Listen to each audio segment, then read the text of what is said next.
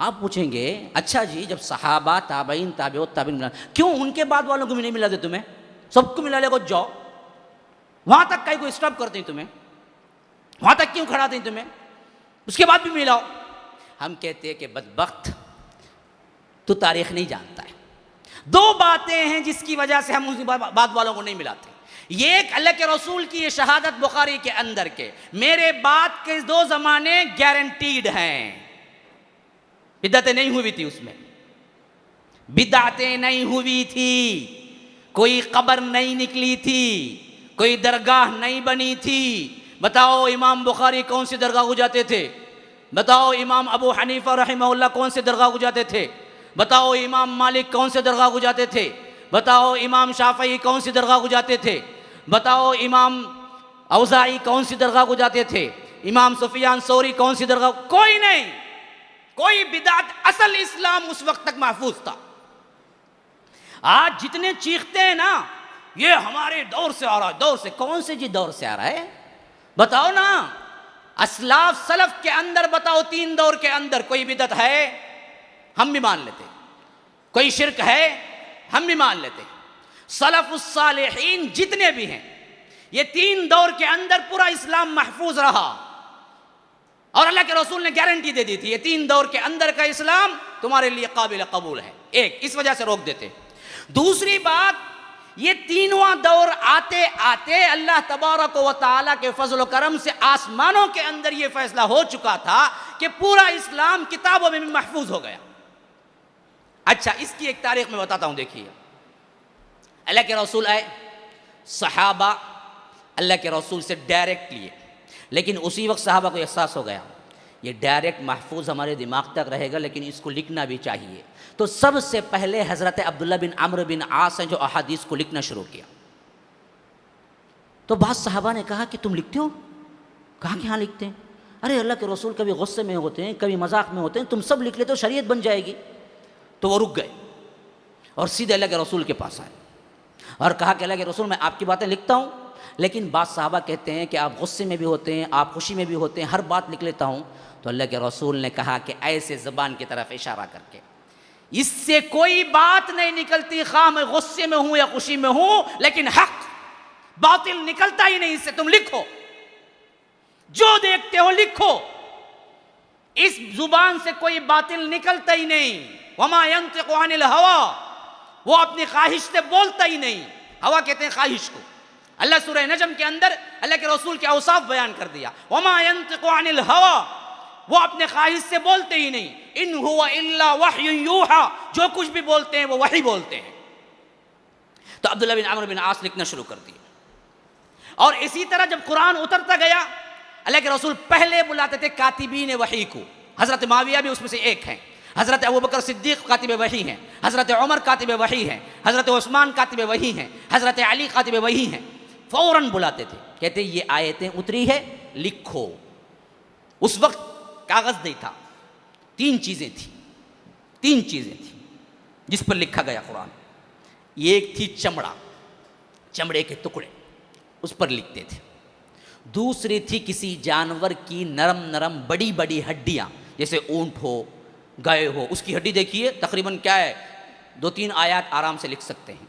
वो उस ज़माने में इस्तेमाल होते थे लिखने के लिए, तो उस पर। तीसरा था बारीक से पथरीले चट्टान। पहाड़ों के अंदर कभी कभी क्या है, लंबे लंबे चट्टान छोटे छोटे बारीक से तराशे हुए निकल जाते हैं, तो ये लिखने के लिए इस्तेमाल होता था। और अल्लाह के रसूल ने क्या किया, इसको जैसे जैसे जो जिन जिन के पास बोले वो उन्होंने के पास ही रह गया। लेकिन जब आखिरी साल अल्लाह के रसूल ने हज़रत जिब्राइल से 2 मरतबा दौरा किया, तो उस वक्त अल्लाह के रसूल को मालूम हो गया कि अगले रमज़ान तक मैं नहीं रहूँगा, क्योंकि इस रमज़ान का अगले रमज़ान का दोनों का क्या है, इसी वक्त क्या है, तिलावत हो गई। तो अल्लाह के रसूल ने कातिबीन वही में से ज़ैद इब्न साबित को, अब्दुल्लाह इब्न मसूद जैसे शख्सियतों को बुला के पूरी तरतीब रख दी। पहला सूरा तो सूरह अलक है, दूसरा तो मुज़्ज़मिल है, तीसरा कोई और है, 5वां फातिहा है। लेकिन अल्लाह के रसूल ने क्या किया, पहले फातिहा रखो, फिर बकरा रखो, फिर आल इमरान रखो, फिर निसा रखो, फिर मायदा रखो, फिर अनआम रखो, फिर आराफ रखो, यूं तरतीब बताई। और उसी तरह आयत तक बताई, ये आयत के बाद ये आयत रखो, ये आयत के बाद ये आयत रखो, ये आयत के बाद ये आयत रखो। इसी वजह से हर एक सूरे पे बिस्मिल्लाह आपको मिलता है, लेकिन सूरह तौबा में नहीं मिलेगा। जाओ जाके उठा के देखो मुसहफ में नहीं है। क्यों? अल्लाह के रसूल ने वहां नहीं लिखा, नहीं कहा, वही कातिबी ने वही को नहीं कहा वहां लिखो, नहीं लिखे। सिवाय तौबा के हर सूरत में बिस्मिल्लाह लिखा हुआ है, तौबा पे नहीं है। क्यों नहीं है? 9वां सूरा तौबा, जाओ जाके देख लो। अल्लाह के रसूल ने नहीं कहा, तो अल्लाह के रसूल ने भी उसी वक्त से लिखना किताबी शक्ल में बनाना, लेकिन 10% हिस्सा किताब में लिखा हुआ था मजमूई इस्लाम का, 90% हिस्सा दिलों के अंदर महफूज था। अच्छा, अल्लाह के रसूल के बाद सहाबा बैठे मुस्नद पर, सहाबा उस्ताद बने, तो उनके पास जो बड़े बड़े सहाबा, अबू हुरैरा जैसी शख्सियत, इब्न मसऊद जैसी शख्सियत, ज़ैद इब्न साबित जैसी शख्सियत, अम्मा आयशा जैसी शख्सियत और हज़रत उम्मे सलमा जैसी शख्सियत, इनके बड़े बड़े इदारे खुल गए, गोया के तालिबीन आते थे और इल्म हासिल करते थे। अब ये पूरे ताबईन कहलाए, और ये ताबईन का दौर तकरीबन अल्लाह के रसूल के एक दिन बाद ही शुरू हो गया है। नहीं, कोई आया अल्लाह के रसूल को देखने के लिए और अल्लाह के रसूल की वफात हो चुकी थी, अभी दफना के एक दिन ही हुआ था, तो वो कौन था? ताबई था, क्योंकि रसूल को तो देखने का इत्तेफाक नहीं हुआ। और इसमें बड़े ताबई जो सय्यदुत ताबईन कहलाते हैं वो हैं सईद इब्नुल मुसय्यिब, हजरत अबू हुरैरा के दामाद हैं, अपनी बेटी अबू हुरैरा उनको दिए थे, सईद इब्नुल मुसय्यिब। और पैदा कब हुए? पैदा कब हुए? 14 हिजरी में पैदा हो गए, 14 में, 14। अल्लाह के रसूल की वफात 11, 12, 13, 14, 3 साल बाद पैदा हो गए सईद इब्नुल मुसय्यिब। और इनको अम्मा उम्मे सलमा, उन्होंने दूध पिलाया। अल्लाहु अकबर। सईद इब्नुल मुसय्यिब को अम्मा उम्मे सलमा ने दूध पिलाया, और उन्होंने पला बड़ा ही उम्महातुल मोमिनीन और बड़े बड़े किबार सहाबा के साथ।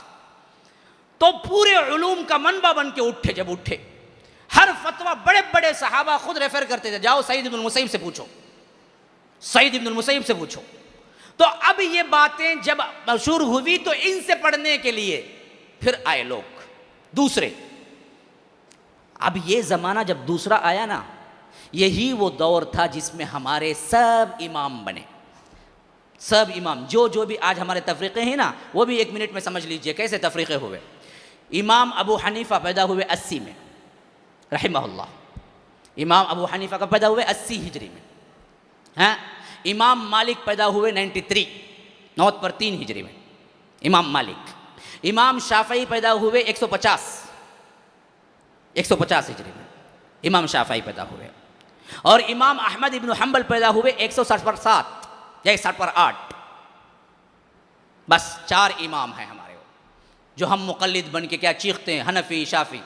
हालांकि कोई इमाम नहीं बोला कि मेरे पीछे आओ, सब इमाम यही कोशिश में लगे रहे कि असल चीज़ अब तक पहुंचा दे।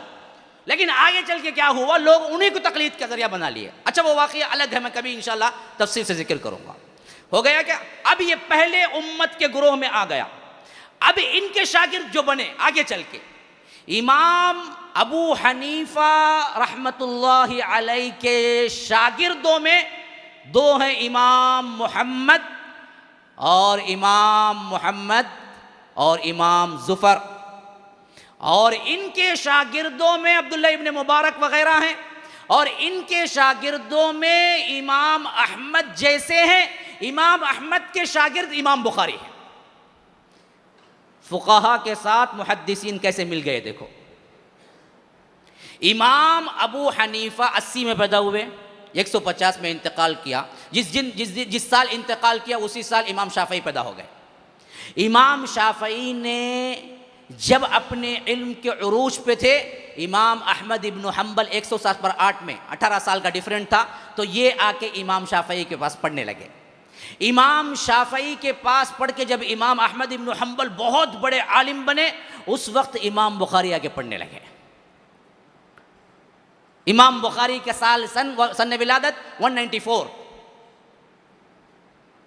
इमाम बुखारी जिस तरह चारों इमामों में पहले इमाम अबू हनीफा 80 में है, उसी तरह तमाम अइम्मा हदीस में सबसे पहले इमाम बुखारी हैं, जो 194 में पैदा हुए। अब 194 था, 194 था, 214 कितना अरसा हुआ? 194 4 साल, 14 के 14 साल, 4 और 14 18 साल, 18 साल का यह अरसा है जिसमें तमाम मुहद्दिसीन पैदा हो गए। बुखारी, मुस्लिम, अबू दाऊद, तिरमिजी, नसई, इब्ने माजा, सब पैदा हो गए, सब पैदा हो गए। 214 पूरे मुहद्दिसीन पैदा हो गए। तो 214 के बाद से 30 साल मिला लीजिए, उस हद तक 214 टू 250, 50 के अंदर अंदर तमाम मुहद्दिसीन अपनी अपनी किताबें लिखना शुरू कर दिए। और 300 हिजरी के अंदर अंदर बुखारी तैयार, मुस्लिम तैयार, अबू दाऊद तैयार, नसई तैयार, इब्ने माजा तैयार, मुस्नद अहमद तैयार, मुअत्ता इमाम मालिक तैयार, सब हदीसों की किताबें तैयार हो चुकी थी। खैरुल कुरूनि क़र्नी सुम्मा अल्लज़ीना यलूनहुम सुम्मा अल्लज़ीना यलूनहुम, पूरा इस्लाम महफूज हो चुका था।